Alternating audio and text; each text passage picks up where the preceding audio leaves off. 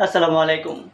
Manchester United এই নামটা football প্রেমীদের কাছে খুবই পরিচিত এবং ফুটবল প্রেমীদের অনেকের আসলে আবেগের জায়গা থেকে এই নামটা আসলে চলে আসে যে ম্যানচেস্টার ইউনাইটেড নাম বলতেই চলে যাই আমরা সেই পিছনের স্মৃতি Alex Ferguson. Sir Alex Ferguson যেই টিমের ম্যানেজার থাকা অবস্থায় এই টিমের উত্থান ছিল আকাশচুম্বী, এই টিমের পারফরম্যান্স ছিল আকাশচুম্বী। এই টিমে খেলে গেছেন ক্রিস্টিয়ানো রোনালদো, এই টিমে খেলে গেছেন ওয়েন রুনির মতো মহা তারকারা। সে রোনালদো রনিদের এই ম্যানচেস্টার ইউনাইটেডের এত অধঃপতন কেন? নাকি ভাগ্যবিধাতা জয় নামক যে একটা পাওয়া সেই জয়টা লিখে রাখেন নাই ম্যানচেস্টার ইউনাইটেডের ভাগ্যে? এই মুহূর্তে ম্যানচেস্টার ইউনাইটেড শুধু ধুঁকতেছে, শুধু হারতেছে, এখান থেকে কামব্যাক করতে পারছে না। দীর্ঘদিন থেকে ম্যানচেস্টার ইউনাইটেড একটা হাই কম্পিটিশন ইংলিশ প্রিমিয়ার লিগে যে কম্পিটিশন রয়েছে সেখানে ম্যানচেস্টার সিটি কিংবা লিভারপুল চেলসিদের সাথে টক্কর দেওয়ার মতো সেই রকম পারফরমেন্স আমরা দেখতে পারি নাই। অবশেষে এবার অনেক টাকা খরচ করেছে ম্যানচেস্টার ইউনাইটেড এবং সেখান থেকে তারা ভালো একটা দল গঠন করেছে, ভালো কোচ রেখেছে। তারপরও যেন তাদের ভাগ্যে কোনো পরিবর্তনের আভাস দেখা যাচ্ছে না। তারপরও তারা যেন সেই হারিয়ে ফেলছে মাঠের মধ্যে।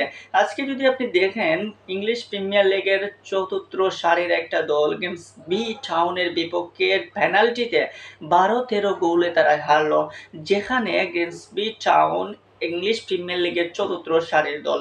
যে দলটার সাথে খেলা হওয়ার আগে হয়তো ম্যানচেস্টার ইউনাইটেড ফ্যানরা চোখ বুজে বলতেন যে এখানে ম্যানচেস্টার ইউনাইটেডই জিতবে, এখানে ম্যানচেস্টার ইউনাইটেডই জেতার কথা। কিন্তু না, কি হলো ম্যাচে? কি হলো?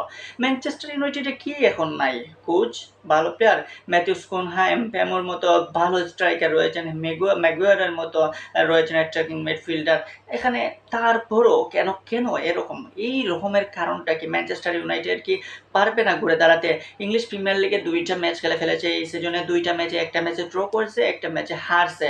আবার কালকে যে ইএফএল এর এই লিগের লিগস কাপের যে ম্যাচটা, সেই ম্যাচে যেভাবে হারলো, সেই হারার পর হয়তো ম্যানচেস্টার ইউনাইটেডের ফ্যানদের মন এতটাই বিষণ্ণ হবে যে আর হয়তো ম্যানচেস্টার ইউনাইটেডের সাপোর্ট করতেই মন চাইবে না। কারণ এইরকম একটা টিম যখন এরকম চতুর্থ সারির একটা দলের কাছে হারে, এবং এই টিমে যারা খেলেছে প্রত্যেকটা প্লেয়ারই কিন্তু একদম পূর্ণাঙ্গ শক্তির একটা দল এবং প্রত্যেকটা প্লেয়ারই আন্তর্জাতিক লেভেলের, এবং সেই টিমটা এই পারফরমেন্সকে আপনাকে হয়তো কষ্ট দেবে। কষ্ট না দিয়ে কোনো উপায় নাই।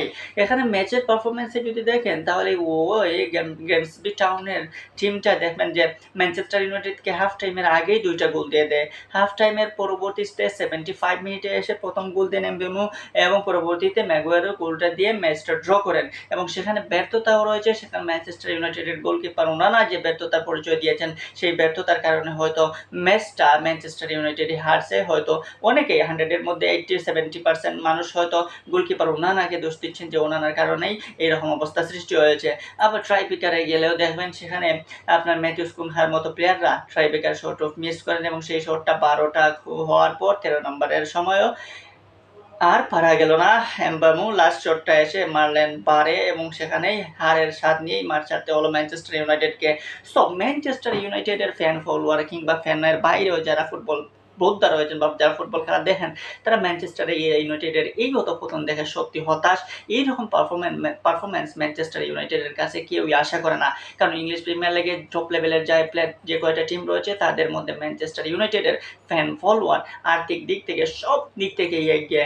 অনেক সময় আগে বড় লোকের ক্লাব বলা হতো ম্যানচেস্টার ইউনাইটেডকে, এবং স্যার অ্যালেক্স ফার্গুসন যতদিন ম্যানেজার ছিলেন তখন তো ম্যানচেস্টার ইউনাইটেড ছিল ধরাছোঁয়ার বাইরে। সেই ম্যানচেস্টার ইউনাইটেডকে এখন রুবেন আমরা কীভাবে ঘুরে দাঁড়াবেন?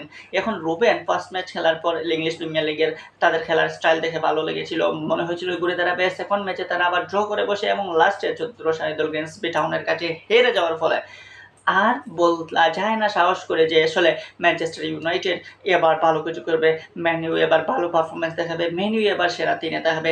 এইরকম আশা ম্যানচেস্টার ইউনাইটেডের ফ্যানরা করতে এখন অনেকটা লজ্জিত বোধ করছে, কিংবা অনেকটা দুঃসাহসিক একটা কথা বলতে হচ্ছে যে আসলে ম্যানচেস্টার ইউনাইটেড কি সেরা তিনে থাকতে পারবে। যাই হোক, ম্যানচেস্টার ইউনাইটেডের ফ্যান ফলোয়ার বা ম্যানচেস্টার ইউনাইটেডের এই পারফরমেন্সের কারণে হতাশ থাকলেও আমরা আশা করব যে ম্যানচেস্টার ইউনাইটেড আবার ঘুরে দাঁড়াবে, আবারও সেই ক্রিস্টিয়ানো রোনালদো ওয়েন রুনির সময়কার ম্যানচেস্টার ইউনাইটেড হয়ে ঘুরে দাঁড়াবে এবং ইংলিশ প্রিমিয়ার লিগে ম্যানইউ রাজত্ব হয়ে তো আবারও শুরু হবে সেই প্রত্যাশা আমরা করি। দেখা যাক এখন কি হয়, ম্যানচেস্টার ইউনাইটেডের ভাগ্য কি এবার ঘুরে যায় নাকি আবারও ম্যানচেস্টার ইউনাইটেডের ভাগ্যে সেই ড্র হারে লেখা